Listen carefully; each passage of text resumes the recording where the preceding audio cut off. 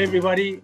My name's Colin Bell from Natural Selections. We're very privileged that our Africa.travel, Ali and Storm have created this little podcast section where we're interviewing 10 of the folks who are making a real difference. And I think, yes, one of the problems in the tourism industry is that everybody thinks, what can I do? What can I do to make a difference? And I keep coming back to sort of painting the picture. When I was born, 450,000 lions. Today, 23,000 lions, a 95% drop off in my lifetime. 95% gone. We had these great wildernesses when I was born and pockets of humanity. And today we've got huge expanse of humanity and pockets of wilderness. And how are we going to protect it? The only way we're going to protect it is each and every one of us has to do their own little bit. And today we are so grateful to have Craig Spencers, one of my absolute conservation heroes. We'll get to hear his story, but he is the guy who thought up and makes sure that the Black Mamba anti-poaching unit is working. And that is an all-women anti-poaching unit, and they have revolutionized the whole story. Anyway, Craig is the chief warden of the Olifants West Nature Reserve. He's also the CEO of transfrontierafrica.org, his own organization which goes out and makes a difference in Africa. So Craig, welcome tonight. Thank you very much for joining us. Tell us the story. How did you get involved with conservation? Thanks, Colin. Nice to see you again as well. And so my journey in conservation started 30 years ago when I started out in the southwestern Cape Province, down there in the fynbos amongst the proteas and what have you. And I became quite a fynbos junkie, and I still love the fynbos. I even dream about the fynbos still to this very day, those beautiful landscapes and so on. And I was very fortunate to be mentored by what I would consider one of the greats of conservation in those days. You know, you used to say that conservation can't afford to carry people. You must either do your bit, or you must go and get another job somewhere else. This is not job security and a cop-out of society's norms and standards. We're here to make a difference. And he's absolutely correct. His name was Gerald Wright, and he was the manager of the Cape of Good Hope Nature Reserve before South African National Parks came in and took over. It's such a small world in conservation, Colin. You know, his son collaborates with us. His son is the entomologist, head of the entomology department at the University of Hawaii now. And we've been collaborating for 10 years on various research projects for human-wildlife conflict and biological control agents and what have you. So, I mean, it's a ridiculously small world. But herein lies the thing. Then, you know, there was a huge effort by the poachers to supply the international demand for abalone and rock lobster and Patagonian toothfish and so on down there in the Western Cape. And I got involved with a paramilitary government-funded anti-poaching unit for 11 years. And we fought fire with fire, thinking we were making a difference. And eventually, after 11 years, I realized that, you know, this is literally like sticking your hand into a bucket of water, grabbing a handful and pulling it out. I like using that analogy because you think you've got it, you know, and when you pull it out, you've actually made no difference at all because there's just so many other, and there's socio-economic issues and socio-political issues that are driving these this illegal wildlife trade. And so I came up to the Lowveld, you know, my heart, everybody's heart's always in the big five, in the bush with the beautiful sunsets and the baobab trees and the acacia trees and whatever. And I got involved with Save the Elephants and exercised my academic prowess with them. And it was all going so well. They asked me to be the warden of this section of the national park, where I'm based now, and with the Greater Kruger National Park. And then one day we noticed that the rhinos were dropping. And, you know, there's a carcass here, there's a carcass there. You follow up on vulture activity, and you find a rhino carcass. This is about 2010. And we suddenly realized that we can research as much as we like, but in the meantime, things are disappearing rapidly around us here. And it wasn't just the poaching, there was a lot of human-wildlife conflict issues, elephants getting out into the tribal communities, lions getting out all the time. And, you know, it's basically a death knell for them the minute they step outside of a protected area network. And, and the irony, Colin, is that whilst you're sitting there and you're researching away or you're following up on things, 14 commercial lodge enterprises that are operating in my area. Cars full of guests, lodges full of guests, swimming pools, hot rock massages, all these wonderful things. And I'm super proud to have these high quality products on my landscape for tourists to enjoy. But there's a third dimension to a safari that people are not aware of. I'd say you run the gauntlet. You land in Johannesburg International Airport, you jump into your shuttle and you end up in the bush. But you're running a gauntlet through 56 million inhabitants of South Africa that are below the breadline, that are struggling to make ends meet with, what do you call it, an unemployment rate that's probably over 70% in these communities of ours.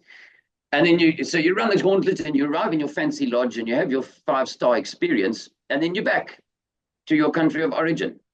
You're missing that third dimension. Cut a long story short, let's go back to the rhinos.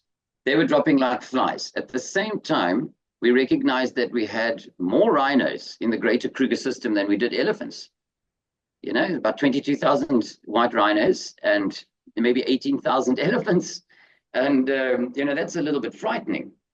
The elephants were dropping at such a rapid rate to supply the illegal ivory trade in Mozambique, which was, if I sit in my camp and I look to the east, it's 60 kilometers away. And even though we had dropped fences with Mozambique, the elephants are nervous to go there because they don't necessarily come back, And if that problem persisted and came into our area, we had maybe 220 something days of elephants left at the rate of exploitation. I don't know if you remember at the height of the ivory poaching, it was 96 elephants a day were being poached. Now, if you've got 20,000 elephants, give or take, how many days of elephants have you got if you're losing almost 100 a day? So it's a frightening statistic. We knew we had to get on top of it, and we knew that the old traditional tools in our toolbox hadn't bore any fruit. Is that a word? They don't bear fruit. You win a short-term battle, but you lose a long-term war. And, poaching is not new. It's not unique to South Africa. It's been going on since Robin Hood's time. And we've kind of fostered this whole ethos of Robin Hood's the hero. He's stealing from the rich and giving to the poor, and then the rangers and the wardens like myself become the sheriff of Nottingham, trying to protect the Sherwood Forest. And, we need to juxtapose this, guys. Robin Hood is a poacher, and he wouldn't need to poach if the people in the village weren't starving. And he wouldn't be the hero of the village. So we had to switch this whole thing around. And if we're going to try and shoot the problem away, I firmly believe that that's half of the problem, if not the biggest problem in Africa, is we try to fight fire with fire. So we've kind of created this ethos of, I'll hit you around with a big stick if you step out of line.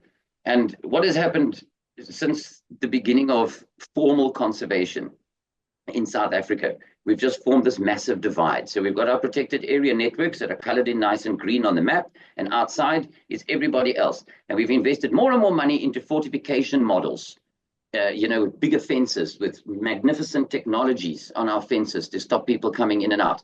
In the past, fences were designed to keep animals in. Now they're designed to keep people out, with alarms and SMSs coming on your phone every time somebody comes close, and infrared cameras and so on. Our budgets were so skewed in favor of militarized protection models with helicopter fuels and Belgian Malinois imported from Germany, with night vision goggles that the military would be proud to have, drones and so on. I think, wait, am I in the Ukraine or am I in a national park? And the tourists are blissfully unaware that behind the scenes, there's this militarized unit of men running around with machine guns. And we said, no, this has got to change, because where does it end? We're in our 50s now, approaching retirement. Eventually, they're going to kick us out. And we need to hand over these parks in a resilient form to the next warden. And that next warden should be coming from the local communities. We need to build allies. I call it environmental patriotism. We need to foster environmental patriotism in those communities and not say the parks are for the rich white guys that can afford it. And how do you go back? And I know this is a little bit controversial, Colin, but I'm going to say it anyway. How do you go to a community and say, can you please not poach the animals? Mr. Chief of the village, can you please ask your people not to come in and poach the animals? How can you ask that when the people that you're employing see trophy hunters come in and harvest the wildlife, and the only difference is that they've got a piece of paper and they can afford to buy that permit? It's a hard sell. It's a very, very hard sell. So anyway. Sorry, Craig, can I stop you there? What's controversial about that? That's the I think reality. That is the reality. How do you expect the local folks who live outside the reserve to respect the boundary of the park if wealthy folks can just pull in and do whatever they want and shoot whatever they want? That's not controversial. That's right. That is the reality we have to face. It is. Thanks, Colin, for saying that. Every time I say, there's a fraternity out there that tries to cancel you every time you say something about negative about the trophy hunting. So, and that is the reality. And the reality is that even though they claim to be building schools and paying for the jobs and what have you, it comes at a massive cost. We need to build resilience for our national parks network, and we can't do that if that's our practice. But anyway, it's a different discussion, which I'm very happy to have one day. So, we needed a new set of tools.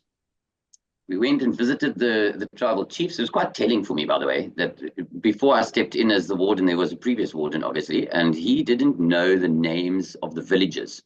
He didn't know the names of the chiefs of the villages right on our western boundary. And I thought, wow, that is crazy, man. You've got to go out there. You've got to network off the reserve. The animals are happy in the reserve. They don't bow down and worship you when you drive past because you're protecting them. They just carry on regardless. Our work is actually outside the park, and let me tell you, when there's a drought, and there's a drought every year in the semi-arid savannas, and the cattle are starving, and they're grazing right up against the fence, and the lions are prowling on this side of the fence, looking through at the cattle, and the elephants are trying to get through to eat the corn that's growing there, and the people are hungry, and what. How do you build resilience for your park? At what stage are the people going to say, your impala are fat, and you've got grass on that side of the fence, I'm coming in, and we would be hard pressed to say no, because we must be humanitarian.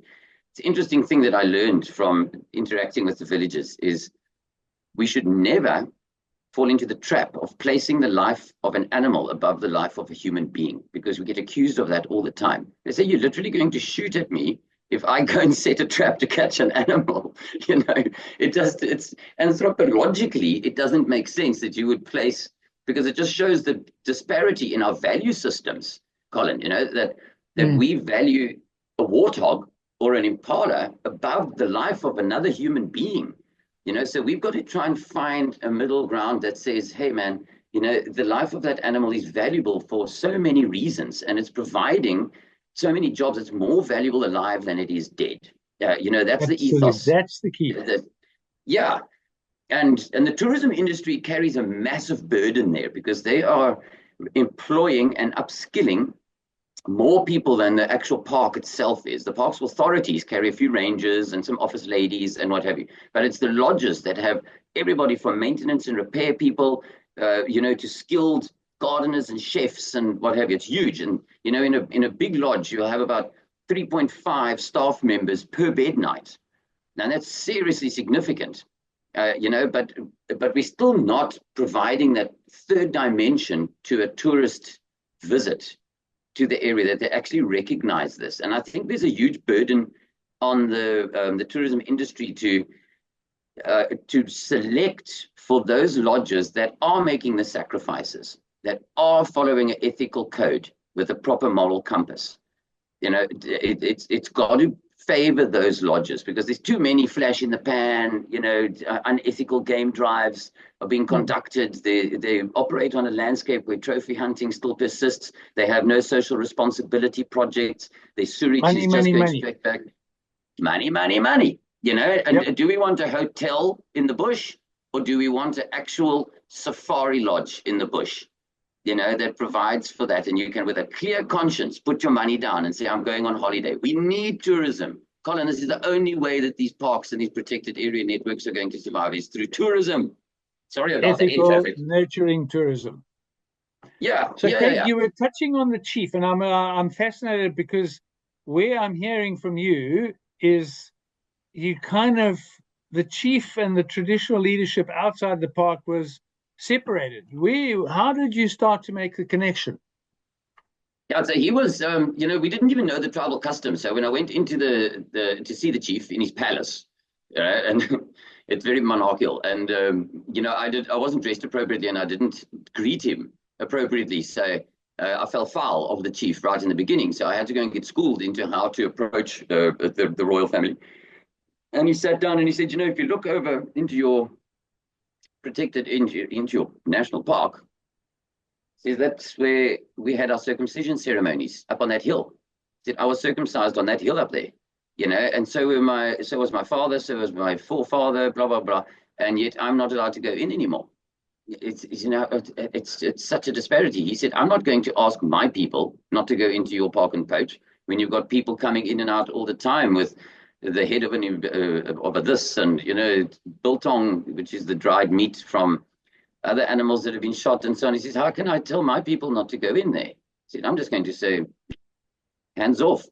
So we came up with a solution. Well, there's no one glove fits all solution to illegal wildlife trade and protected area management and what have you. But in this case, we wanted to target the primary caregivers in the community. Why the primary caregivers? Because you get a multi-generational investment out of them. You see a return on that investment through a number of different generations.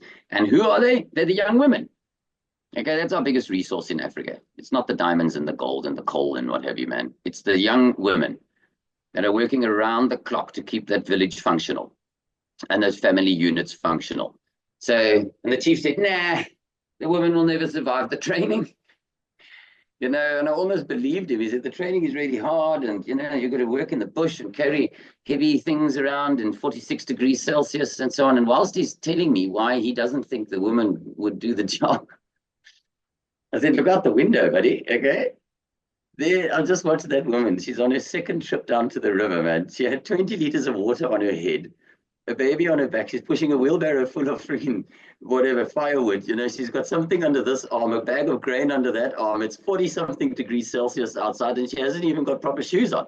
She said, they're doing it already. So you can't tell me that the women can't do this job, man. And I was right, because not a single one of them has dropped off the training course, which is quite remarkable. So you selected a whole lot of women. How did you get to select the women? Was this just you, or did you go and solicit advice? How did you manage to select? Yeah, that's a critical point, Colin. It's critical that we don't go in and headhunt. Okay, this has got to be from the chief down. It is a monarch, and he is the chief of his village, and we have to recognize that. Okay, if I went in there as an NGO, as the warden of the reserve, and I just put up notices and had a recruitment campaign, then it would just be a forgotten thing. But I went to the chief, and the chief solicited a list of young women, and he was quite smart when he did so, because he chose young women from communities, from households where they had no breadwinner. And he said, these ones need the job. They need to feed their families. And then together with his tribal council, we went through and selected a short list. So we interviewed them all together and what have you, and we all agreed on a short list. And then that chief went to those families and said, I got you a job. Wow. So you had it from bottom up and you had top down. And you had buy-in from both sides? Absolutely. So and how many of those women are still with you today? Sure. So we started with 6 because we had to demonstrate that it would work. And then after that 6, we now sit with 36. I would have 36. Wow. Yeah. I would have 3,600 if I could afford it. So how do you raise the funds to pay them? It's all donations. It's 100% donations. We used to get a subsidy from the South African government through the Extended Public Works program, but that stopped during COVID. And since then, it's been a little bit tough. So you now have created this anti-poaching team of all women, the famous Black Mambas, and you now have to select, train, equip, and pay them, and you've got to have all the rest, 36 people. Yep. And it's all done through donations. Wow. That's right. Is that why you've got a concrete structure around you right now? Where are you now, Yeah. Craig? I'm sitting in Palm Springs in the United States for a conference over here, and I'm hoping to solicit Okay. I was some more wondering because normally donations. we see you with a thatched roof behind you. I know, and look, I've shaved, and I'm looking all la-di-da today because I have to go and dance for my supper tonight. Oh, wow. But Colin, I want to tell you a fascinating thing. When we talk about empowerment, so this is about women empowerment. This is about handing over the responsibility to young women to say, this is your protected area, okay? And you manage it wisely. I've given you the tools. So I always say to them, I built the stage, all right? I wrote the script and I provided you with the props. I don't expect you to do that, but it's up to you to act for an Oscar. Okay. Now they have acted and won the Oscar 10 times over, and they've taken I mean, the responsibilities have gone way out of my hands. They run their own operations room, they design their own patrol orders, they use predictive algorithms on an app to say where they should check for, where they should sit at night, how they should do their job in a proactive manner. This is not a sneaking around in the bush and hoping to jump a poacher at night. This is knocking on doors, asking who's staying in the house. Can I have a photograph of your identification documents? What's under the bed? What's in that bag? Every vehicle coming in and out, every pedestrian walking on the outside of the reserve, all bags are checked. They know everybody. And the nice thing is that they've got this institutional memory now on the reserve. So, I'll say, why didn't you stop that car? They'll say, oh, no, that's Mrs. Jones. She goes to town every day to drop the kids off. But that one over there, we don't recognize that car. That's the one we're going to stop. So that level of institutional memory is actually quite important. So, Craig, let's go back. So we had this massive poaching surge up until about 1993 when there was a complete ban on all trade. They talk about CITES 1977. There was nothing. But 1993, we had this complete ban. And from 1993 to about 2004, we had a kind of complete and absolute no poaching. And then the Vietnamese and all the rest of it. And we had this massive spiraling upwards of poaching. And my issue, and the reason why I'm fascinated in the story, is that I'm one of the few guys who witnessed an extinction of rhinos in the wild. Yeah. And then we solved it 15 years later. And that was in Botswana. We had gone through all these wonderful areas. I arrived in 77. There were rhinos everywhere. I remember specifically around that bend, we'd always find a crash of rhinos. Down this alley, there would be rhinos. And then towards the 80s, they were starting to get harder and harder to see. By the time we got to 1986, yep, rhinos in Botswana were extinct. And that was the greatest sadness in my life, to go around there and witness an extinction. So we now in Africa, we had this golden age of the rhinos up until about 2004. And then we had the Vietnamese get involved. And the poaching was off the charts. Yep.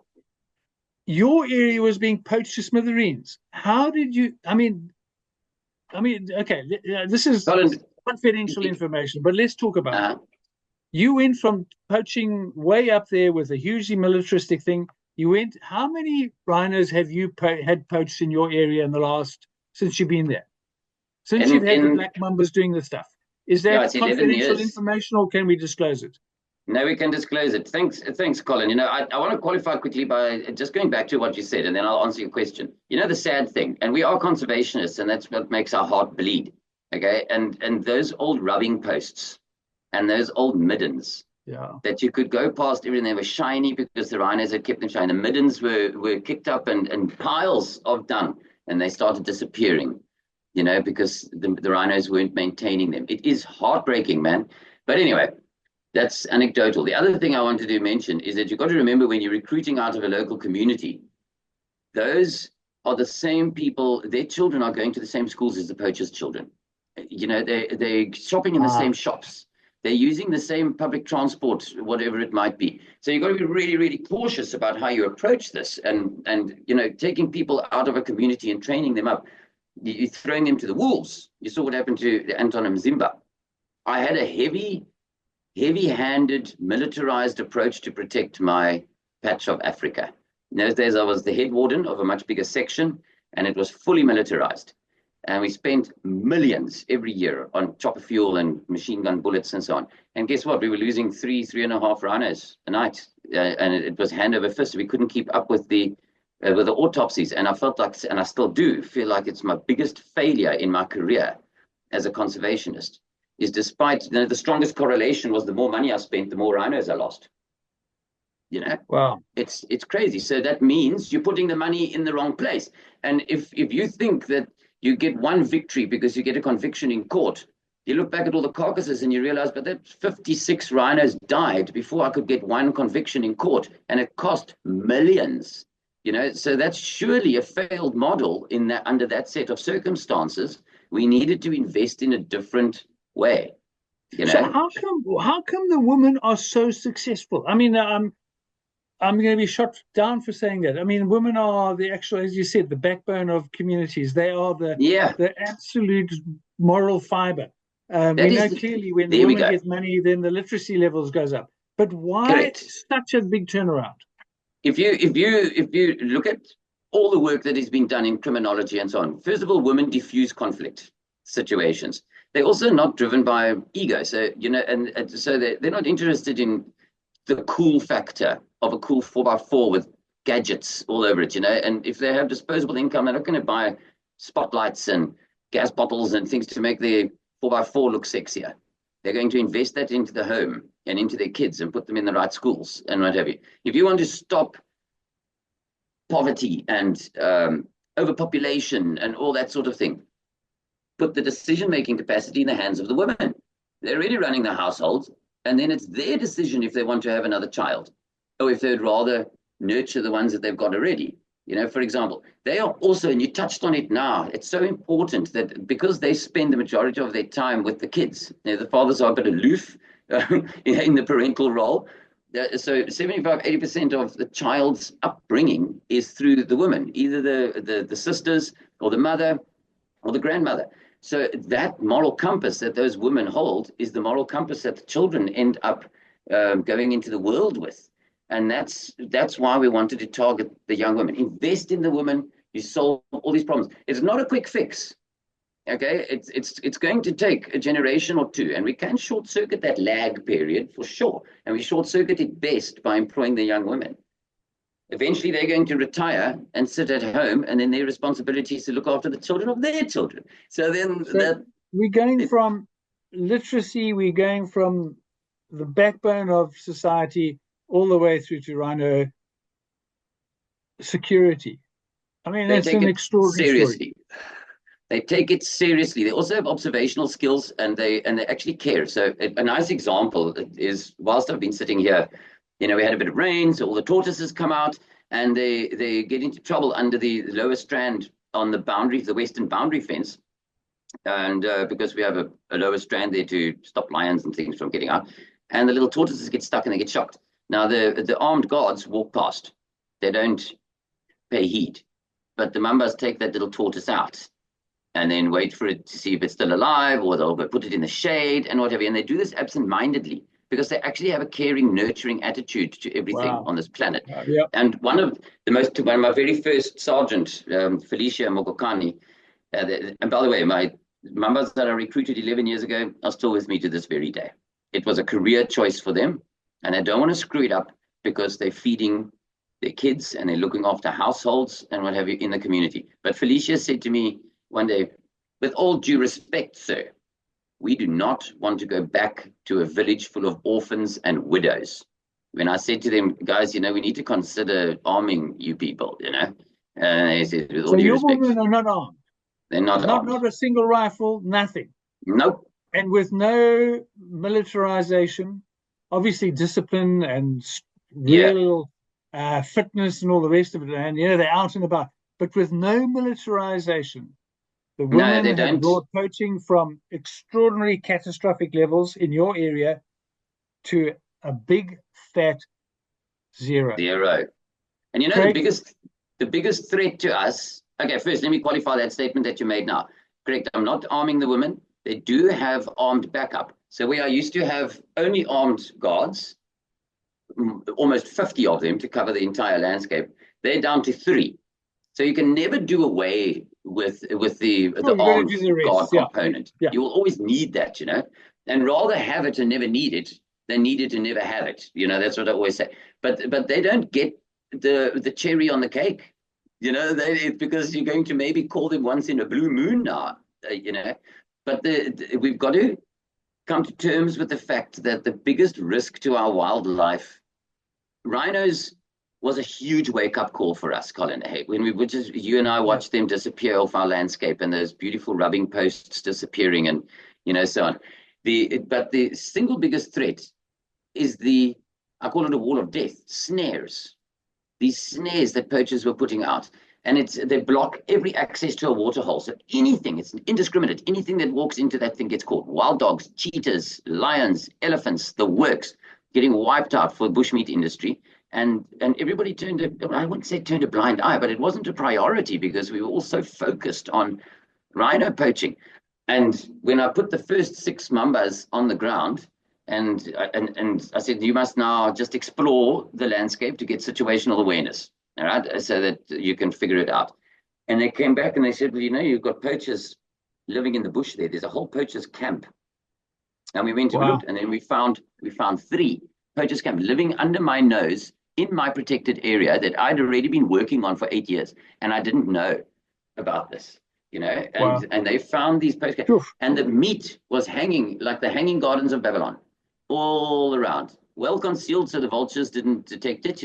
They had been skinning and salting and whatever. We had so many animals in snares, man, and now I have nothing. All right, nothing. Craig Colin, Spencer, you are one of the planet's unsung heroes, and this is what this little series is about: is how everybody can make a difference. And I urge the Travel Channel, get out there and make a difference. Do the Patagonia 1.5% of your turnover. Here's a great cause.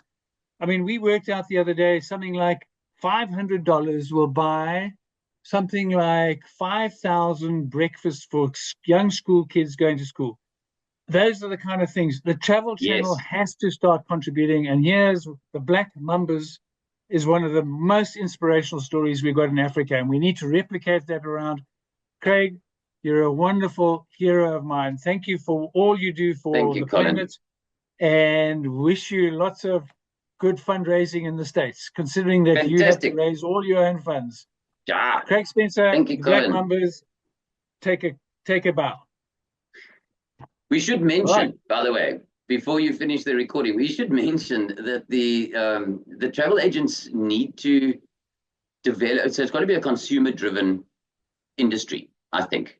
So the consumer being the guest going to the lodge, and that is being guided by the travel agent, needs to select wisely. They need to look at lodges that are responsible, like you were saying earlier. So we need to kind of get that message out to them. I think it's quite important. One of our entire pods is exactly that. The Travel Channel is now, and we learned this through COVID, Craig, is that the Travel Channel controls the money. And in the past, a lot of the guys did that irresponsibly. So the Travel Channel's got to now select where they're going to put their money, and it's got to be to the good guys. And they also need to take a portion, because at the moment, it's a huge extractive part of the whole thing. And that Travel Channel needs to now say, okay, how do we support good causes which are going to make sure that there is going to be wildlife in the future, which is going to make sure that their businesses have got longevity? Okay, that's it. Craig, you're a star. Enjoy the States and have fun.